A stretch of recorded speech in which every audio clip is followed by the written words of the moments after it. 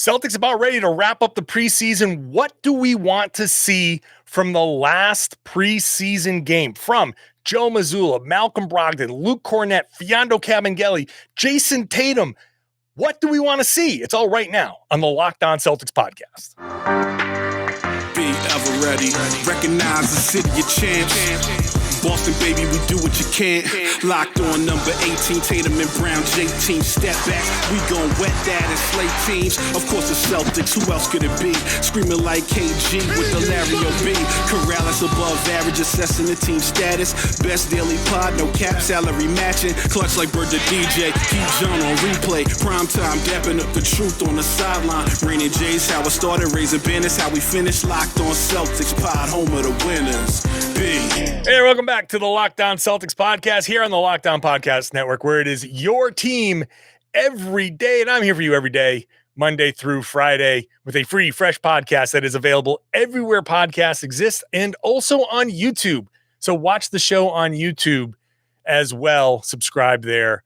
I want to thank you for making this show your first listen every day and part of your daily routine. I'm John Karalis, former professional basketball player, now a credentialed beat writer, covering the Celtics for Boston Sports Journal, and also author of the book, The Boston Celtics All-Time All-Stars. Today, we are looking at what we want to see in this final preseason game. The Celtics had their final practice on Wednesday. This is going to be the Thursday show. Friday, they're playing their final preseason game. I guess what I'll do for Friday, I want to have a little bit more fun. I did a one-on-one with Fiando Cabangeli. I'll share that audio with you tomorrow. That dude is just so much fun. Let me bring in Tom Westerholm for this. Tom Westerholm _boys in the house. What's up, Tommy? I'm here. I'm not going to be as much fun as Cabangeli. I'm sorry to all the listeners. I know you expected me to be, but I can't match his energy. That is true. That is true. And I'm not even like saying that in a derogatory way. He's just a ball of energy. That dude is seriously, Tom, like the most likable person I might have ever met. And I've spoken extensively to Al Horford. Like Cabangeli is just this wide-eyed, bright, like just soaking it all in. He is just happy as hell to be part of the Celtics.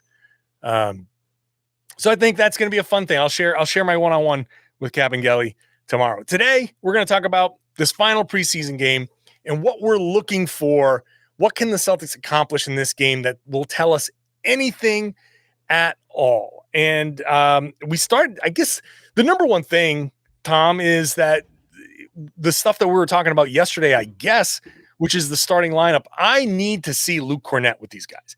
The biggest, number one, most important thing, and people are in the comments in the YouTube video saying, stop trying to convince us that Cornet is going to work. Like, I'm not trying to convince anything. I think he can work. I think he could be okay, but I want to see it. And if in this first preseason game, his only preseason game, he's iffy, then it starts to say, oh, okay, maybe there have to be some other options. But you want to see some positive results, something in the way he sets a pick, the way he rolls, the way he shoots, defends, something from Luke Kornet that can say, all right, you guys, you've been okay believing that he can fill the gap for now.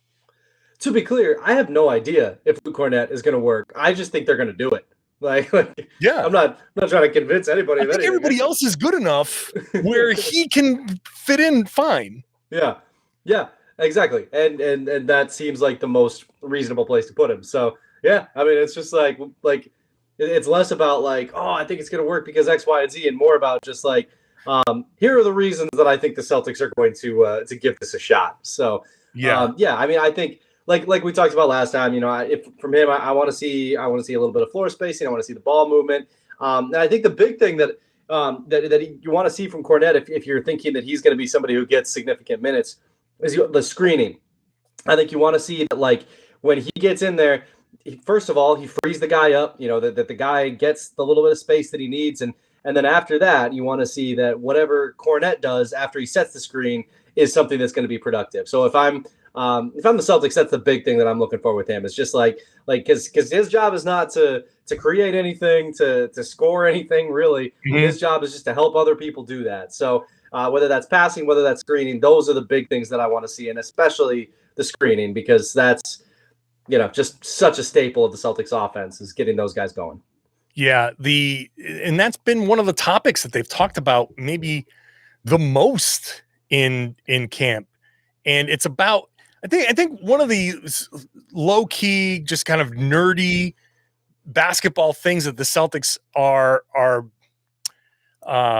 most in need of perfecting, I guess, is that screening that they've got. Okay, so you got Al Horford, but Luke Kornet, Fiano Kabengele, Noah Vonleh, Blake Griffin. Now, they've all been around to some degree, varying degrees, some guys for a while, some guys for not so long. Their ability to set picks and them learning from each other how to set the picks for these guys. Not every pick is the same either. Certain guys like things certain ways, and there's certain timings in different types of screens, and when do you hold it? When do you release from it real quick? Like all of that different stuff is important. That's why I thought the Jaylen Brown, Kabengele pick and roll school stuff was really important. And that's why these guys talk about it so much. You gotta be able to take, you gotta be able to give Jayson Tatum, Jaylen Brown, especially the room to operate. If you can set a good screen, and now you're forcing help and you're forcing rotation, that gives guys as good as those two are to the opportunity to break down a defense, and not just to score, but to pass and create for other players. So screening, it's a good point. Like that might be the most important little piece of minutia in a basketball play that no one thinks about, but is so critically important. And I'll just add this other point. We saw a bunch of illegal screens from Noah Vonleh and Fiano Kabengele. Yeah. Got to figure out how to set the Al Horford illegal screen without it being called an illegal screen. Yeah, which is tough to do because I think Al is just so trustworthy that refs are like, that must have been good. I think that was a good one. But yeah, no, I mean, especially like, and I think that's a big thing with Vonleh too, right? Because he's another guy who's got kind of a lot to show in this last game, because he's grabbed a lot of rebounds, which you knew he was going to do. And I personally think that there's a good chance that like that rebounding could just kind of be what keeps him around. Like the Celtics need rebounding, and yeah, if like somebody's just annihilating them on the glass, like okay, like until Rob Williams gets back, like here's a guy who can handle some of that. I wouldn't be surprised if we see some Vonleh as a result of that. But yeah, like gotta free guys up. That's you don't have to score. You don't have to do you don't have to do much else. You just gotta make it a little bit easier for guys for whom a lot of attention is going to be focused. And the ability to set a screen without fouling, besides the obvious, you're committing a turnover. You're committing fouls that take the teeth out of your defense. Right. Because if you're, and I don't expect this to happen all the time, but we saw in preseason a couple of games, I think, where Vonleh came down and set illegal screens right away, and he had a couple back to back. You don't want to give the other team 2 fouls and then take away how aggressive a team can be because you're that much closer to putting a team in the penalty. Or, your defense is out there being aggressive. Those 2 offensive fouls, plus the couple of fouls that you now have committed, trying to be aggressive.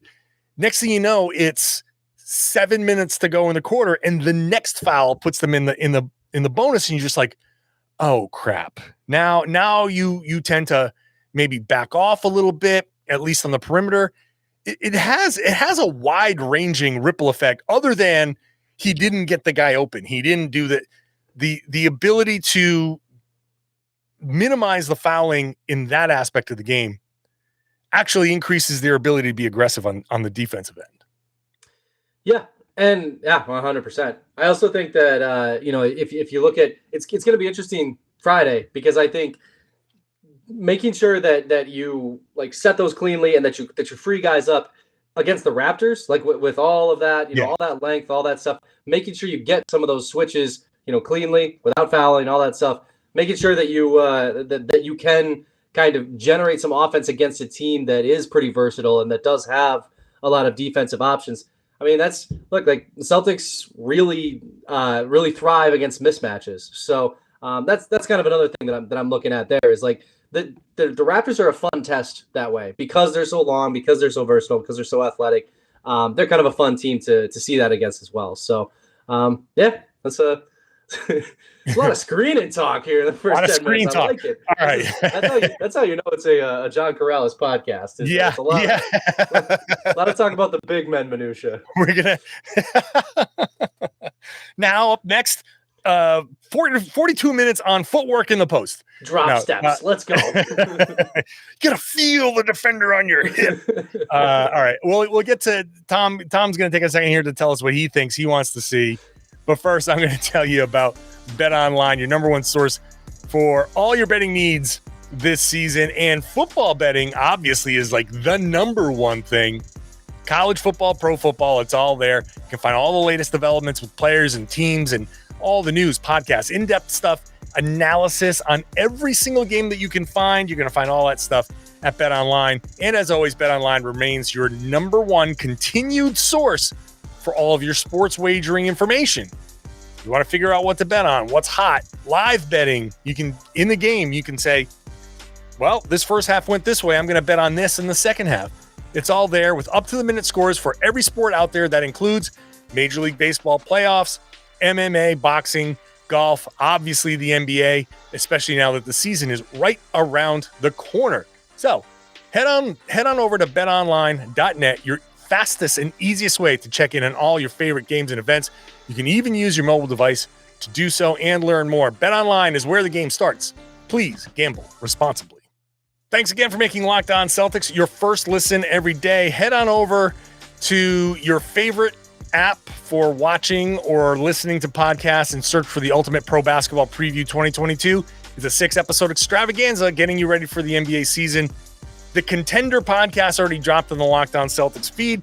Go check out the rest. Search for Ultimate Pro NBA Preview 2022. You're going to get the NBA insiders of the Locked On Podcast Network and Odyssey combining into one Ultimate NBA Preview. It exists wherever you get your podcasts and, of course, on YouTube. Tom, what are you looking for? And is it more boring or minute than screening?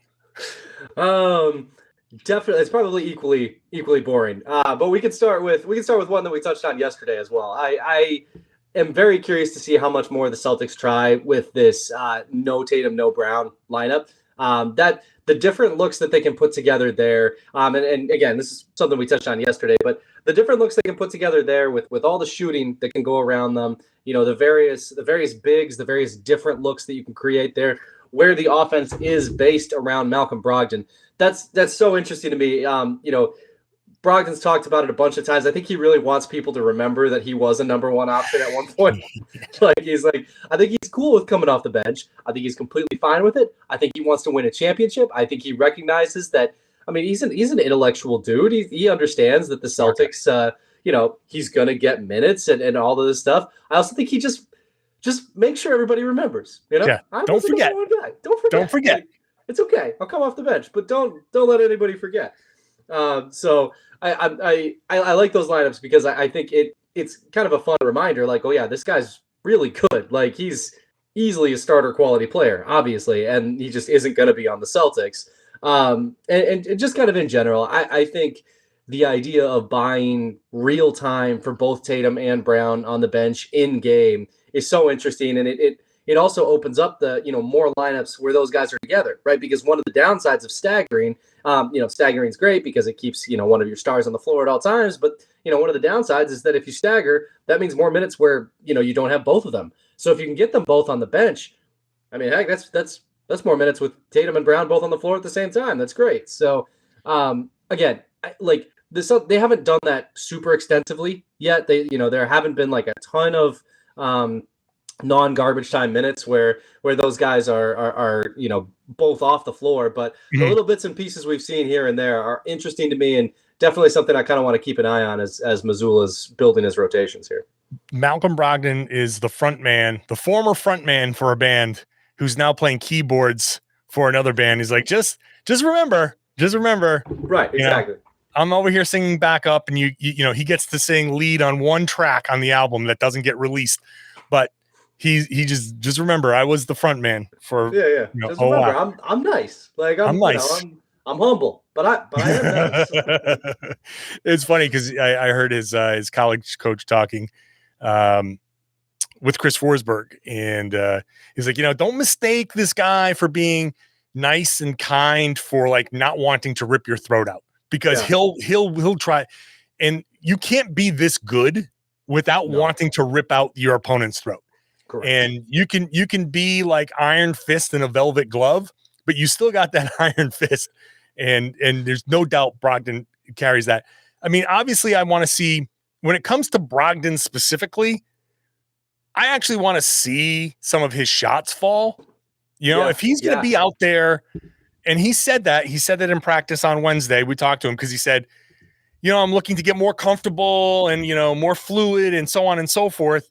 And I said, you've looked pretty comfortable and fluid so far. What else is there? He kind of laughed, and he's like, well, you know, I would like to see some of the open jumpers that I've got fall. And that's legitimately something that, if you are going to rest Tatum and Brown and say, okay, we got Brogdon, and he can be the front man for this particular lineup in the second quarter or wherever, you're still going to need him to make some shots. Yep. And it's not that I doubt that he's going to make some shots. It's just that I would like to see that start to happen, because that's just going to open up the other stuff. You know how it goes. Yeah. If you're going to break down a defense, they have to respect that shot. It's like when I was talking about Grant Williams the other day and the expansion of his offensive game. He's out there on the perimeter using the threat of his three-pointer. Well, you're gonna have to take a couple of those pull-up jumpers and bury them so they can respect the fact that you're willing to take them. That's what makes the fakes and the hezzies and the crossovers happen. That's why they work. So if for some reason, and I don't expect Brogdon to be this way, but if for some reason the change of role suddenly messes with his continuity with his shot, that changes the dynamic of what he's able to do. Because if you get into November and December and that shot's not falling, then the defense is like, hey, you know what? Maybe we'll start daring him and start taking away, just play him to drive and say something upstairs isn't working in this new role, and his true shooting percentage is going to drop 10 points below what it was. Again, I don't expect that, but also I'd like to see that disproven sooner rather than later. Well, and if nothing else, right, like the defense could very easily say, look, we know Brogdon can make threes, but he doesn't make them at a clip that is dangerous enough, like that we can prioritize guarding other guys. And that's not what you want either, right? Because the whole point of this, the whole conceit of this team is, building, like making everything easier for Jaylen and Jayson. So, I mean, the interesting thing about Brogdon's 3-point shooting is, like, you go back the last 4 years. In 2018-19 in Milwaukee, 42.6, 2019-20, 32.6. So 10% lower. Then the next year, 38.8. Then the year after that, 31.2. So, like, 2 out of the last 4 years from 3 are tough, like not good. And both of those were in Indiana, where he obviously had a much, greater offensive role. I'm curious if that 1 year in Milwaukee was just like, Giannis is attracting so much attention, like it's just like target practice type thing. But which seems plausible. But I mean, like he has entire seasons under his belt where he did not shoot the 3 well, and it would really help the Celtics quite a lot if he made a consistent number of 3s this season. Like, I don't think that him missing 3s is necessarily going to preclude him from being a highly, highly useful player here, but boy, it was just, he got back up to that 38.8 range on 6.7 attempts per game like he had in 2020, 2021. That's just enormous for the Celtics team going forward. And this is going to be the dichotomy of Malcolm Brogdon. And if I have any concern, and let me just be clear for people who haven't heard my other podcasts where I mentioned Brogdon, Brogdon has been awesome. And I have not, I do not have a concern. I do not have a legitimate concern based on what I've seen. But I know historically, players who come in and don't have defined roles. In fact, on Wednesday, he said, was it in the media session or on the podcast with Forsberg? Because I forget what he said. It's all mixing together. It might have been on the podcast with Forsberg, where he said, defined roles are everything in the NBA. Literally said, quote, defined roles are everything in the NBA. What's his defined role with this team? Because Smart's the point guard when Smart's on the floor. He's the point guard when Smart's not on the floor. When it's Tatum and Brown and everybody, and he's on in that lineup, he's a spot up shooter. When it's not those guys, he's the primary ball handler and driver and creator. It's not. I mean, I guess you can say, well, there's your defined role with Brogdon. That the definition, but it's the definition is in a way undefined. And if I have any sort of theoretical question about if anything's going to mess with him, it's these times I'm spotting up, these times I'm doing this, and it's not necessarily a defined thing that I'm doing. But to kind of provide my own counterpoint, once it's like the leadoff hitter in baseball, you lead off once basically, and at that point, after that, you're just part of the rotation, and each other time you can come up is you're batting with runners in scoring position. So it's once you get rid of the ball as the point guard, you can still end up in the corner and you can still be a spot up shooter. You can pass to Sam Hauser and they can close out hard, and he can swing to Grant and swing to a big and swing to Brogdon in the corner, and he's still taking that same spot up jumper. So I'm not saying that it's a major concern and that it's going to be two completely different things, but the difference is there, and whenever there's a question, I would like to see an answer. But I did have one other thing I want to see, and that's Justin Jackson. I'm really interested. I don't think he's got a chance, but I do think that the Celtics like wingy guys, these 6'8" guys who can just do a little bit of extra stuff. Like, I mean, I know you have some concerns about like Vonleh and stuff like that. It's like, and I hear those concerns, and I think that part of the reason that they're interesting is because of guys like Justin Jackson, where it's like, I don't think he's going to make the team. And I don't know what he could do to make the team, because the Celtics kind of know what he is, which is a 3-point shooter and who hasn't shot the ball all that well for a little bit here. But he is he's a little, he's kind of got a little bit of that tweener thing that the Celtics like and that, that they might need. And I think when you're looking for that 15th guy on the bench, the big thing that you're looking for is somebody who can we need you to spot us like 2 minutes in role X, and at 6'8", that's kind of that kind of gives you that role X can also be role Y, can also be role W, whatever it might be. So I'm a little bit interested in him. I don't think he's got it. I don't think he's got a chance at this roster, but I'm not 1,000% ready to rule him out yet. You just like the fact that he shoots. No, because he doesn't shoot that well. Let's rapid fire our way through the rest of this. Let's just rapid fire questions and just quick point, counterpoint, and then I'm not even telling you this. I'm telling myself this. You can tell me John, that. Yeah, I'm telling myself, John, just don't belabor any points. All right. Next thing I want to see. No, I got to stretch.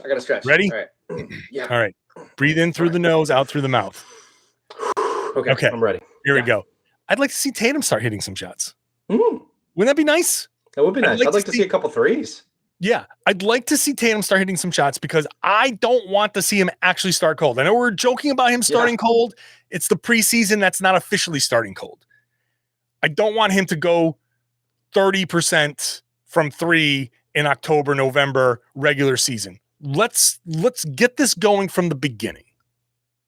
Yep. It's a good one. All right. I want to take I don't have any water here. I want to pour one out a little bit for Broderick Thomas. I thought that there was something there. I thought that guy had some juice. I still think he might, but not with this team apparently. So salute to Broderick Thomas. You're a fun story. I hope you make it somewhere, man. How about getting Kabengele some minutes? I'd like to see what Kabengele can bring. It was interesting because I talked to Al Horford, and he had one of those telling quotes. Remember we were joking about Brad Stevens and the Poirier. What does he bring? Well, he's a funny guy. Yeah. The Horford quote was something like, he has the energy that can change a game. He may not have the skills or all the skills, and he basically saying like this kid is still raw, but he's got the energy to come in. And the way I put it to Al was, you're down 20-5 in the first quarter, and it's like, damn it, I've called a timeout, I got nothing. We put this other guy in, let's just get Kabengele in there and just go like what Aaron Nesmith used to do, just running around and being on the brink of just injuring 4 people on a play. Let's just see that energy out there. Anybody who follows me on Twitter may have seen me tweeting out really heavy music. I like a lot of heavy music, and there's a big difference between like metal music and then like other like genres within within the kind of the hardcore umbrella. And I like Kabengele because there's this one kind of subgenre of it, which is like beatdown. And beatdown it's literally just created so that people who are moshing try to kick the crap out of each other, right? Whatever. It's got like kind of a groove to it, but it's not like this technical stuff where metal's like shreddy, the instrument, the guitarists or whatever are super talented. Kabengele is beat down. Like he's just energy all the time, just swinging around everywhere. He's not technical. He's not, busting out like these like super nice sweeps or whatever. He's just in there. Yeah. Like he's just kind of, it's all about the energy with that guy. And I appreciate that. I'm going to take everything you said just from context and agree with you, because I'm dressed like a roadie for Run DMC. So I have no idea what you're talking about. I respect it. I am curious to see what Peyton Pritchard can do. Like, oh yes, good one. How can we? How? What are we going to see with him? Like, who is he going to play with? He looks better. Like he clearly has improved over the offseason, and I just don't know how you can get him on the floor. Like it's too crowded. So like I'm curious to see if Mazzulla can work something out there, because I do feel like he's a little bit too good to just bench. But like, I don't know, man. Malcolm Brogdon and Derek White are better. Yeah, that's the thing. Who do you play ahead of him? That's you've got Smart, Brogdon, and White. There's 3 guards, point guardy guys that, and certainly Pritchard is a better shooter at least than Derek White, and certainly a better shooter than Marcus Smart. Might be better than Malcolm Brogdon too. Yeah, absolutely. So you put him out there and you're like, okay, he can shoot, but now you have a really, really undersized shooting guard, and I still don't trust him to run the offense. I don't trust him exactly to be the point guard. The beauty of Pritchard is when he's catching and shooting and is a spot up guy. But you can't play him next to Derek White because Derek White's not that big. Marcus Smart's my size. That's big enough, but that's still small. You want Marcus Smart to be the smallest guy on the floor at 6'5". Right. You don't want him to be, you want that kind of, the beauty of the Celtics is size and switchability. And it's just another year of Pritchard kind of looking good, and I don't know where he's going to get the minutes. I said the same thing last year, and people were like, oh, I don't know. And he got a bunch of DNPs at the beginning.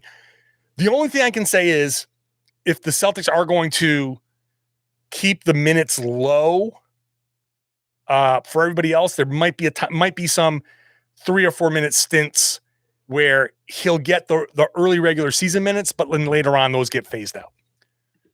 All right, last thing. What I want to see in the last preseason game is actually a close game between 2 teams that are trying. I want to see what Joe Mazzulla does.